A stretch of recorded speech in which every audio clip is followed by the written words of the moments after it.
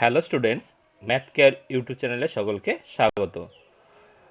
আজকে আমি ক্লাস 10-এর 16 নম্বর চ্যাপ্টার অর্থাৎ লম্ব বৃত্তাকার শঙ্কু এই চ্যাপ্টারটি সম্পর্কে আলোচনা করব এবং প্রথম ভিডিওতে 1 থেকে 4 পর্যন্ত এই 4টি অঙ্ক আমরা কিভাবে সমাধান করতে হয় সেটা আমরা দেখাবো। ধীরে ধীরে বাকি অঙ্কগুলো আমরা পরের ভিডিওতে করব। তো আমরা আগে লম্ববৃত্তাকার শঙ্কু চ্যাপ্টারটা করার আগে আমরা লম্ববৃত্তাকার শঙ্কু বলতে কি বোঝায় সেটা একটু দেখে নিই। দেখো এখানে স্ক্রিনে দুটো ছবি আছে, দুটো ছবি। একটা শঙ্কু দেখো একটু বেঁকা, এই শঙ্কুটা দেখো একটু বেঁকা আছে, আর এই একটা শঙ্কু, দুটোই কিন্তু শঙ্কু, কিন্তু এর ক্ষেত্রে দেখো এই শীর্ষবিন্দু থেকে এই যে ভূমির ভূমির ভূমির যে একটা বৃত্ত আছে বা একটা বৃত্তাকার ক্ষেত্র আছে, তার যে কেন্দ্র, এই কেন্দ্র, আমরা যদি এই শীর্ষবিন্দু থেকে এই কেন্দ্র পর্যন্ত একটা সরলরেখাটা নিই, তা এই ব্যাসের ওপরে কিন্তু 90 ডিগ্রি হচ্ছে না, মানে এইটা কিন্তু 90 ডিগ্রি হচ্ছে না, এটা 90 ডিগ্রি হচ্ছে না। তাহলে আমরা তাকে একটা শঙ্কুকে লম্ববৃত্তাকার শঙ্কু বলবো যদি একটা শঙ্কুর শীর্ষবিন্দু থেকে তার ভূমির কেন্দ্রে যে সরলরেখাটা অঙ্কন করা যাবে সেটা যদি ব্যাসের ওপরে লম্ব হয়। ঠিক আছে, ব্যাসের সঙ্গে যদি লম্ব হয় তাহলে সেই ধরনের শঙ্কুকে বলা হবে লম্ববৃত্তাকার শঙ্কু। দেখো এই ক্ষেত্রে এই সেকেন্ড ছবিটাতে দেখো আমরা কেন্দ্র থেকে ভূমির কেন্দ্র হচ্ছে এইটা, এখান থেকে আর হচ্ছে শীর্ষবিন্দু, এটা এই শীর্ষবিন্দু এবং কেন্দ্রের যে সংযোগ সরলরেখা সেটা এই ভূমির ব্যাসের ওপরে কি আছে, লম্ব, অর্থাৎ এইটা এক্ষেত্রে 90 ডিগ্রি হয়েছে। ঠিক আছে, তাহলে এই ধরনের শঙ্কুকে বলবো আমরা লম্ববৃত্তাকার শঙ্কু। তোমাদের বইয়ে যে অঙ্কগুলো থাকবে সেই ক্ষেত্রে শঙ্কু কথাটা বলা থাকলেই তোমরা ধরে নেবে যেটা একটা লম্ববৃত্তাকার শঙ্কু। ঠিক আছে, একটা লম্ববৃত্তাকার শঙ্কুর কতগুলো অংশ থাকে। একটা লম্ববৃত্তাকার শঙ্কুর কি কি অংশ থাকে? লম্ববৃত্তাকার শঙ্কু, ধরো এটা একটা লম্ববৃত্তাকার শঙ্কুর ছবি। তার এই যে শীর্ষবিন্দু থেকে ভূমির যে কেন্দ্রবিন্দু, তার যোগফলটাকে, এটাকে বলা হয় উচ্চতা, আর এই ভূমিটার এটাকে বলা হয় ব্যাসার্ধ। আর এই যে সাইডে যে তির্যক আছে, বেঁকা অংশটা, এইটাকে বলা হয় তির্যক উচ্চতা। আমরা তির্যক উচ্চতাকে এল দিয়ে, উচ্চতাকে এইচ দিয়ে এবং ব্যাসার্ধকে আর দিয়ে চিহ্নিত করব। তাহলে দেখো এটা একটা ত্রিভুজের ছবি হয়েছে। তো এই ত্রিভুজের ক্ষেত্রে আমরা কি জানি, অতিভুজের স্কোয়ার সমান সমান লম্ব স্কোয়ার প্লাস ভূমি স্কোয়ার, এটা পিথাগোরাসের উপপাদ্য।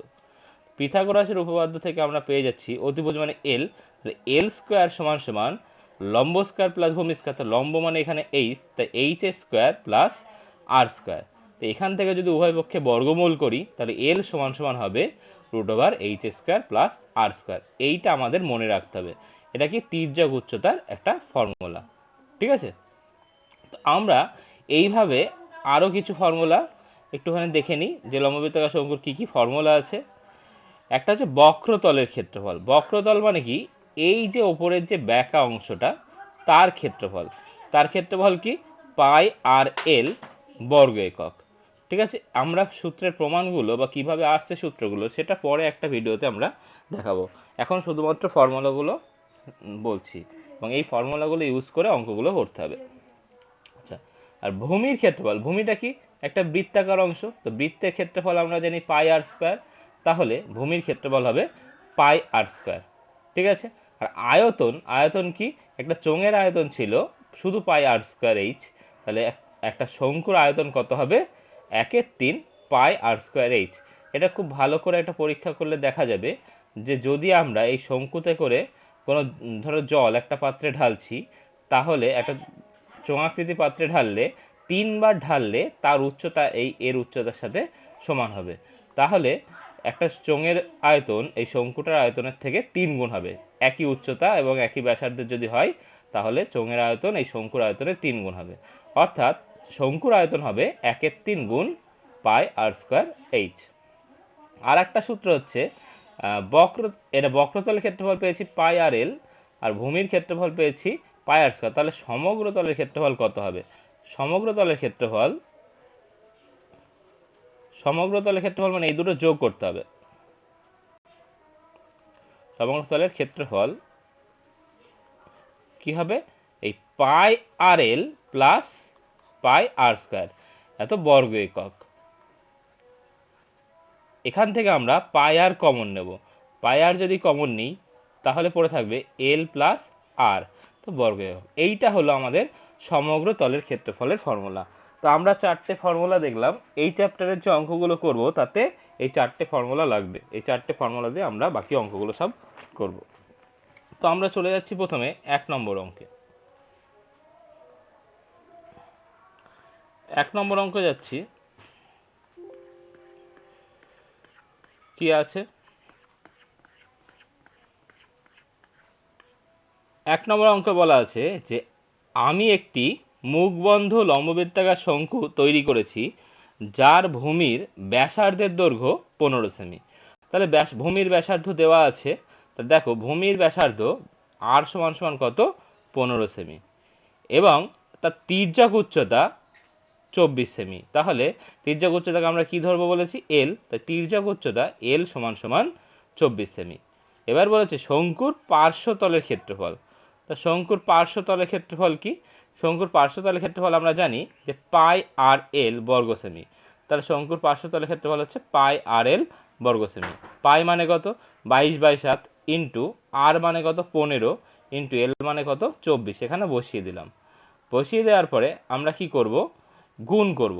এই 22, তাহলে 22, 15 আর 24 এইগুলো গুণ করব, আর নিচে আছে 7।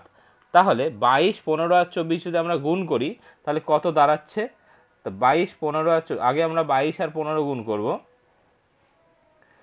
330 হবে। তাকে আবার যদি 24 দিয়ে গুণ করি তাহলে হবে 7920, 7920, আর তাকে 7 দিয়ে ভাগ। একে যদি আমরা 7 দিয়ে ভাগ করি তাহলে আসবে 1131.428, এটা আসবে হচ্ছে 1131.428, 1131.428 এইটা আসবে।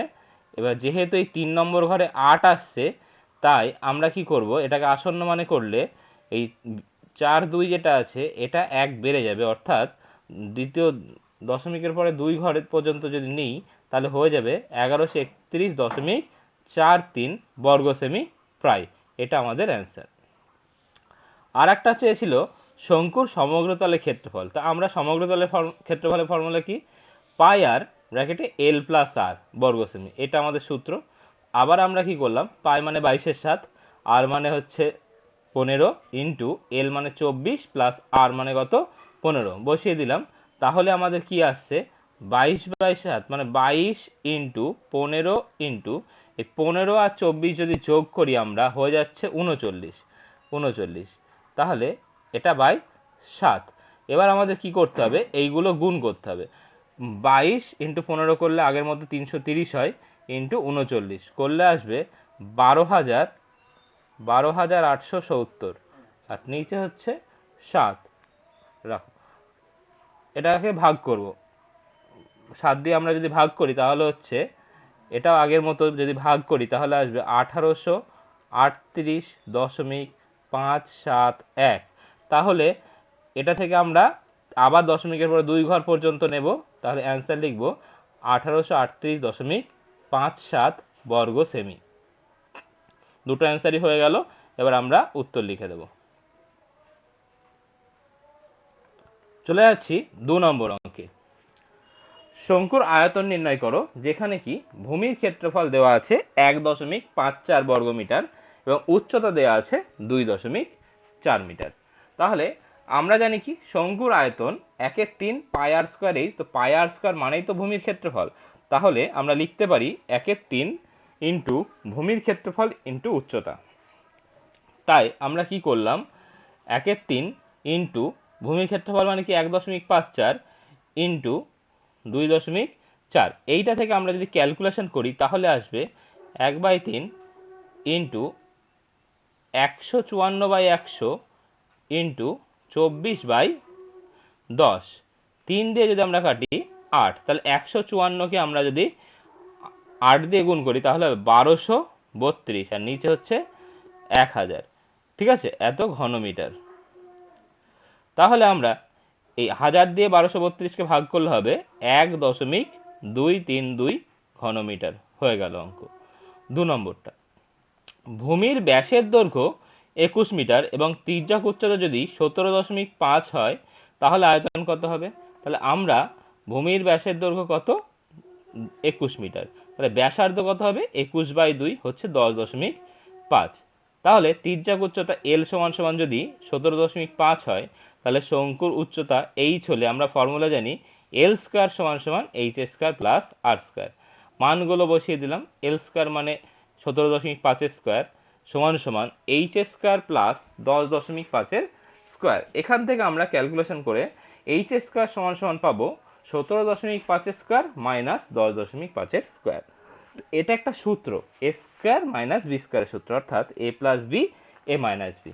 তাই আমরা সূত্রটাকে আমরা এইভাবে লিখলাম, এ plus B A minus B. এই 17.5 আর 10.5 যোগ করে হচ্ছে 28 আর বিয়োগ করে হচ্ছে 7, তাহলে 28 ইন্টু 7। এবার আমরা এইচ স্কয়ার সমান সমান এই 28কে ভেঙে লিখছি 2 গুণ 2 গুণ 7 ইন্টু এই লাস্টে আছে 7। তাহলে এটা কত স্কয়ার হচ্ছে? দুটো 7 থেকে একটা 2 নেব, এই দুটো 2 থেকে একটা 2 নেব আর দুটো 7 থেকে একটা 7 নেব, তা 7 দুগুণে 14 স্কয়ার। তাহলে এইচ সমান সমান হয়ে যাচ্ছে 14। তাহলে শঙ্কুটির উচ্চতা কত হচ্ছে? 14 মিটার। তাহলে শঙ্কুর উচ্চতা এইচ পেয়ে গেলাম। এবার আয়তন কত? শঙ্কুটির আয়তন 1/3 পাই আর স্কয়ার এইচ ঘনমিটার। তাহলে লিখবো 1/3 গুণ এটা কত? পাই মানে 22/7 ইন্টু 10.5 স্কয়ার ইন্টু কত? এইচ। এইচ মানে কত বেরোলো এক্ষুনি? 14, তাই ইন্টু 14। তো এই যে 10.5 স্কয়ার আছে সেটাকে আমরা দুবার লিখলাম, 10.5 ইন্টু 10.5। ঠিক আছে, তো আমরা এই অঙ্কটা এরপরে যেটা করব, 1/3 ইন্টু 22/7 ইন্টু 105, এটা 22/7 ইন্টু 105/10 একবার লিখব, আবার 105/10 আর লাস্টে আছে 14। এটাকে আমরা একটু কাটাকুটি করব, 5 দুগুণে 10, 5 দিয়ে 21, আবার 5 দুগুণে 10, 5 দিয়ে 21, 3 দিয়ে 3 7 21 আর 7 দিয়ে 7কে কেটে গেল, 2 দিয়ে 14কে কাটলে হবে 7 আর 2 দিয়ে 22কে কাটলে হবে 11। তাহলে পড়ে থাকছে 11 গুণ 21 গুণ 7। তাহলে এই লাইনটা যদি আমরা না করি তাহলে আমাদের পড়ে থাকছে 11 গুণ 21 গুণ 7। এগুলো যদি গুণ করি তাহলে আসবে 1617 ঘন মিটার। এটাই আমাদের অ্যান্সার। ঠিক আছে, আমরা চলে যাচ্ছি 3 নম্বর অঙ্কে। 3 নম্বর অঙ্ক কি বলেছে? আমিনা একটি সমকোণী ত্রিভুজ অঙ্কন করেছে যার সমকোণ সংলগ্ন বাহু দুটির দৈর্ঘ্য 15 সেমি ও 20 সেমি। মানে একটা সমকোণী ত্রিভুজ আঁকবো যার সমকোণ সংলগ্ন বাহু দুটো কি কি আছে? একটা 15 সেমি, একটা 20 সেমি। তাহলে এইটা হচ্ছে 15 সেমি আর এটা হচ্ছে 20 সেমি। ঠিক আছে, এবার বলেছে যে 15 সেমি বাহুটাকে অক্ষ করে ত্রিভুজটাকে যদি ঘোরাই, এইটাকে যদি আমরা অক্ষ করি এবং এটাকে যদি ঘোরাই তাহলে কেমন ভাবে ঘুরবে? ঘুরে এরকম একটা শঙ্কু তৈরি হবে, এরকম একটা কি হবে? শঙ্কু তৈরি হবে। যে শঙ্কুর উচ্চতা দেখো হয়েছে 15 আর ব্যাসার্ধ কত হবে? ভূমির ব্যাসার্ধ হবে 20 সেমি। ঠিক আছে, তাহলে তার পার্শ্বতলের ক্ষেত্রফল, সমগ্রতলের ক্ষেত্রফল এবং আয়তন নির্ণয় করো। তাই আমরা প্রথমে কি করব? লিখে নেব যে সমকোণী ত্রিভুজের 15 সেমি বাহুকে অক্ষ করে ত্রিভুজটিকে একবার পূর্ণ আবর্তন করলে যে ঘনবস্তু তৈরি হয় তা হলো শঙ্কু। শঙ্কুর উচ্চতা এইচ মানে কত হবে? 15 সেমি আর ভূমির ব্যাসার্ধ কত হবে? 20 সেমি। তাহলে আমরা কি করব? তির্যক উচ্চতা এল বের করে নেব। তির্যক উচ্চতা এল স্কয়ার সমান সমান কি হয়? এইচ স্কয়ার প্লাস আর স্কয়ার। এখান থেকে আমরা এইচ মানে কত? 15 বসিয়ে দিলাম, আর মানে কত? 20 বসিয়ে দিলাম। তাহলে এল স্কয়ার সমান সমান 15 স্কয়ার হচ্ছে কত? 225 আর আর স্কয়ার মানে হচ্ছে 20 স্কয়ার মানে 400, দুটো যোগ করলে 625। তাহলে এল স্কয়ার সমান সমান হয়ে যাচ্ছে 625। 625 মানে কত স্কয়ার? 25 স্কয়ার। তাই আমরা এল স্কয়ার সমান সমান 25 স্কয়ার, তাহলে এল মানে পেয়ে যাচ্ছি 25। তাহলে শঙ্কুর তির্যক উচ্চতা হয়ে যাচ্ছে 25 সেমি। এবার এক এক করে তিনটে ফর্মুলা দিয়ে তিনটে উত্তর বের করব।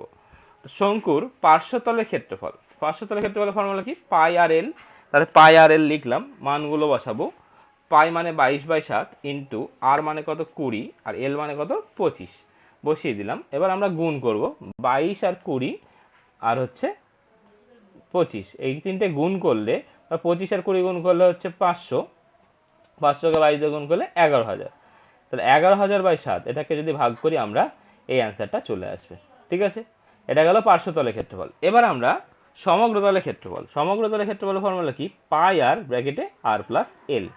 পাই মানে কত? 22/7 ইন্টু আর মানে কত? 20 ইন্টু ব্র্যাকেটে আর প্লাস এল মানে কি? 20 প্লাস 25। এটা যোগ করলে হবে 45।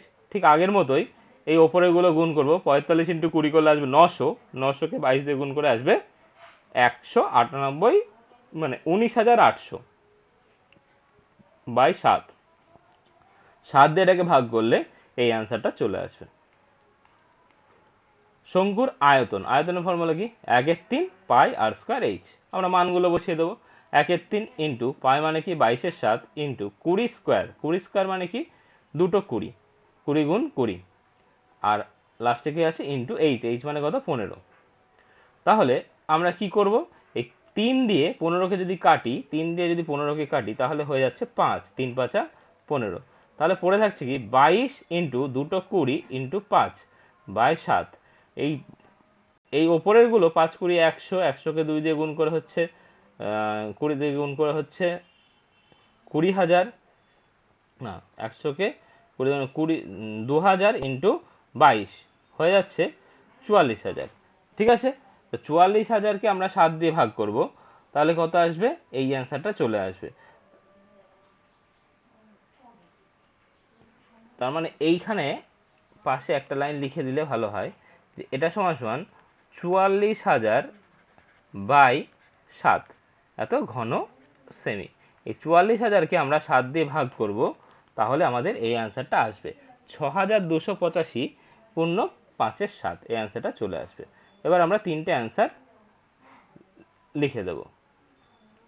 ঠিক আছে, এই অ্যান্সারটার জায়গায় আমরা এটা লিখে দেবো, এই যে 2,828, 2,828 পূর্ণ 4/7 এত বর্গ সেমি। ঠিক আছে, এই অ্যান্সারটা লিখবো না, এখানে আমরা লিখে দেবো এই অ্যান্সারটা। 4 নম্বর অঙ্ক। কোন শঙ্কুর উচ্চতা এবং তির্যক উচ্চতা যথাক্রমে 6 সেমি ও 10 সেমি। শঙ্কুটির সমগ্র তলের ক্ষেত্রফল ও আয়তন।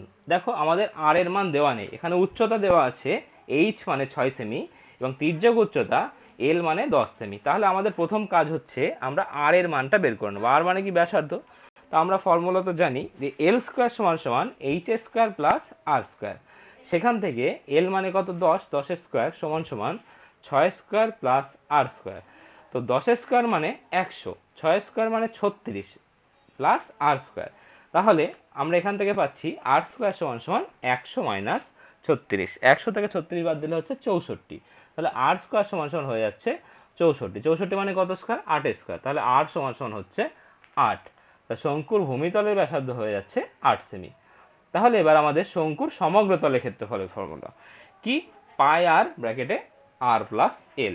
তাহলে পাই মানে কত? 22/7 ইন্টু আর মানে কত? 8 ইন্টু আর 8 প্লাস এল মানে হচ্ছে 10, 8 প্লাস 10 হয়ে যাচ্ছে 18। তাহলে এই 22, 8 আর 18 এই তিনটে গুণ করে হবে 3,168, তাকে 7 দিয়ে ভাগ করবে। এবার ভাগ করে আসবে 452 পূর্ণ 4/7 বর্গ সেমি। আচ্ছা, এবার আর একটা বলেছিল শঙ্কুর আয়তন। শঙ্কুর আয়তনের ফর্মুলা কি? 1/3 পাই আর স্কোয়ার এইচ। তো আমরা 1/3 ইন্টু পাই মানে কত? 22/7 ইন্টু আর স্কোয়ার মানে হয়ে যাচ্ছে 8 স্কোয়ার ইন্টু এইচ মানে কত? 6। তাহলে এইবার আমরা কি করবো? এই 3 দিয়ে 6কে কাটছি, 2 হচ্ছে, কি দাঁড়াচ্ছে তাহলে? 22 ইন্টু 8 স্কোয়ার মানে 64 ইন্টু 2/7। এটাকে যদি আমরা গুণ করি, তাহলে 22 ইন্টু 2 44, 44কে যদি আমরা 64 দিয়ে গুণ করি তাহলে কি হবে? তাহলে আসবে 2,816, 2,816, আর নিচে হচ্ছে 7 এত ঘন সেমি। এইবার আমরা এই 2,816কে আমরা 7 দিয়ে যদি ভাগ করি তাহলে আসবে 402 পূর্ণ 2/7 ঘন সেমি। তাহলে আমাদের অ্যান্সার হয়ে গেল। তাই লিখবো কি? শঙ্কুর সমগ্র তলের ক্ষেত্রফল 452 পূর্ণ 4/7 বর্গ সেমি, আর শঙ্কুর আয়তন 402 পূর্ণ 2/7 ঘন সেমি। ঠিক আছে, আমরা নেক্সট ভিডিওতে আমরা 5 থেকে 8 পর্যন্ত অঙ্কগুলো